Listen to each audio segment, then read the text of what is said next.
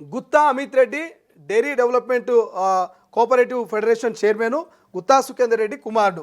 So ఈయన ticket ఆశిస్తున్నట్టుగా కొంత చర్చ జరిగింది మొదట్లో. కానీ లేదు మా గుత్తా సుఖేందర్ రెడ్డి ఇప్పుడు వాళ్ళ డాడ్ ఉన్నాడు కదా, ఆయన మండలి చైర్మన్గా కంటిన్యూ అవుతా ఉన్నారు. ఇంకా భవిష్యత్తులో చూద్దాం. ఇప్పుడైతే నాకు ఈ ఎమ్మెల్సీ ఇంట్రెస్ట్ లేదని ఒక చర్చను గుత్తా అమిత్ రెడ్డి ప్రతిపాదించినట్టు తెలుస్తుంది. బట్ చూద్దాం ఏం జరుగుతుంది. గుత్తా అమిత్ రెడ్డి కూడా మొదట్లో టికెట్ ఆశించిన వ్యక్తిగానే చర్చ జరిగింది. బట్ ఇప్పుడు మాత్రం నాకు అవసరం లేదన్నట్టుగానే వ్యవహరిస్తున్నాను ఒక చర్చ జరుగుతుంది. బట్ చూడాలి ఏం జరుగుతుంది అనేది చూడాల్సినటువంటి అవసరం అయితే మనకు అనిపిస్తుంది. ఇట్లా చాలామంది జాబితా ఉన్నది. ఇట్లా మనకు ఉమ్మడి నల్గొండ, ఖమ్మం, వరంగల్ నుంచే చాలా జాబితా వస్తుంది. మనం ఇప్పటివరకు చూసుకున్న దాంట్లో ముగ్గురు రెడ్డిలు కనిపిస్తున్నారు. ఒకసారి చూడండి, ఇక్కడ ముగ్గురు రెడ్డిలు కనబడుతున్నారు. రైట్, ఇక్కడ ముగ్గురు రెడ్డిలు కనబడతా ఉన్నారు.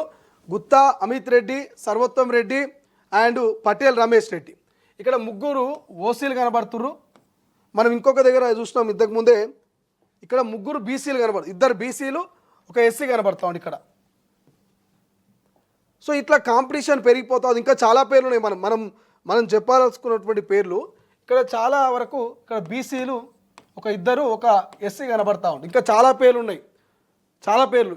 ఇందిరా పేరు వినిపిస్తుంది, స్టేషన్ గణపూర్కు సంబంధించినటువంటి మాజీ ఎమ్మెల్యే అనుకుంటా ఇందిరా పేరు వినిపిస్తూ ఉంది. ఇట్లా చాలా పేర్లు. ఇంకా బట్టి విక్రమార్కు సంబంధించినటువంటి మరొక అనుచరుడు పేరు వినిపిస్తూ ఉంది. ఇట్లా చాలా పేర్లు ఉమ్మడి నల్గొండ, ఖమ్మం, వరంగల్ సంబంధించినటువంటి పట్టభద్రులు డాక్టర్ రియాజ్ ప్రస్తుతం రాష్ట్ర గ్రంథాలయ చైర్మన్గా వ్యవహరిస్తూ ఉన్నాడు. ఆయన పేరు వినిపిస్తూ ఉంది. సో రియాజ్ కూడా చాలా పరిచయాలు ఉన్నాయి.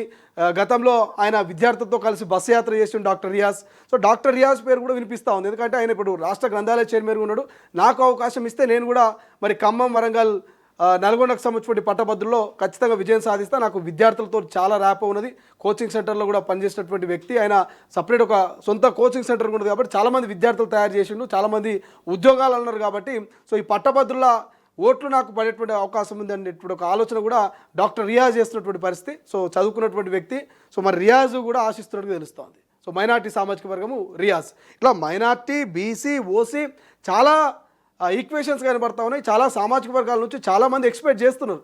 బట్ ఎవరికి అంతిమంగా ఆ టికెట్ వస్తుంది అనేది ఫైనల్గా చూడాల్సినటువంటి అవసరం అయితే కనిపిస్తుంది. బట్ ఒక్కటి మాత్రం క్లారిటీ ఉన్నది, నల్గొండ, ఖమ్మం, వరంగల్ రెడ్డికి ఇస్తే ఇటు మహబూబ్ నగర్, రంగారెడ్డి, హైదరాబాద్కు బీసీకి ఇవ్వాలి. అక్కడ బీసీకి ఇస్తే ఇక్కడ రెడ్డికి ఇవ్వాలి. సో ఇట్లా ఇదంతా కూడా ఒక సామాజిక న్యాయాన్ని చేయాలనేటువంటి ఉద్దేశంతో ఈ రెండు స్థానాల్లో ఒక బీసీ, ఒక రెడ్డిని మరి ఈసారి ఖచ్చితంగా మండలికి పంపించాలని ఒక వ్యూహంగా మరి కాంగ్రెస్ పార్టీ వ్యూహాలను, పావులను కదుపుతున్నట్టు తెలుస్తోంది. బట్ చూద్దాం ఎవరు మరి ఈ యొక్క పట్టభద్రుల ఎమ్మెల్సీల టికెట్ను సొంతం చేసుకుంటారు, ఎవరు అధిష్టానాన్ని మెప్పించగలుగుతారనేది చూడాల్సిన అవసరం ఉంది. బట్ ఏదేమైనప్పటికీ చివరిగా ఇటు రంగారెడ్డి, మహబూబ్ నగర్, హైదరాబాద్లో మాత్రం కీలకంగా ఒక 5 పేర్లు వినిపిస్తూ ఉన్నది. ఒకటి సామా రామ్మోహన్ రెడ్డి. సో చాలా కాలం నుంచి పార్టీ కోసం కష్టపడుతున్నటువంటి వ్యక్తి, తన వంతు వాయిస్ను వినిపిస్తున్నటువంటి వ్యక్తి. సో నిజంగా చెప్పాలంటే యూత్కి అంతా కనెక్ట్ అయినటువంటి మరి సామా రామ్మోహన్ రెడ్డికి అక్కడ టికెట్ ఇస్తారు, ముఖ్యమంత్రి ఆశీస్సులు ఒక చర్చ జరుగుతూ ఉంది. కాబట్టి మరి రంగారెడ్డి, మహబూబ్ నగర్, హైదరాబాద్లో సామా నిజంగా అదృష్టవంతుడిగా అతను టికెట్ సొంతం చేసుకుంటాడా, మరి నిజంగా టికెట్ వస్తే అక్కడ గెలుస్తారా అనేది భవిష్యత్తులో చూడాలి. But Sama is capable, Sama is అర్హుడని ఒక చర్చ జరుగుతుంది. రెండో వ్యక్తి గౌరీ సతీష్ యాదవ్ అని బీసీ పేరు వినిపిస్తోంది. మూడో వ్యక్తి హర్షవర్ధన్ రెడ్డి పేరు వినిపిస్తోంది. అండ్ నాలుగో వ్యక్తి మనం చూసిన ఇంతకుముందే చెల్లా వంశచంద్ర రెడ్డి పేరు కూడా మరి అక్కడ మహబూబ్ నగర్ నుంచి ఆయన ఎక్స్పెక్ట్ చేస్తున్నట్టుగా మనకు పేరు వినిపిస్తున్నటువంటి పరిస్థితి.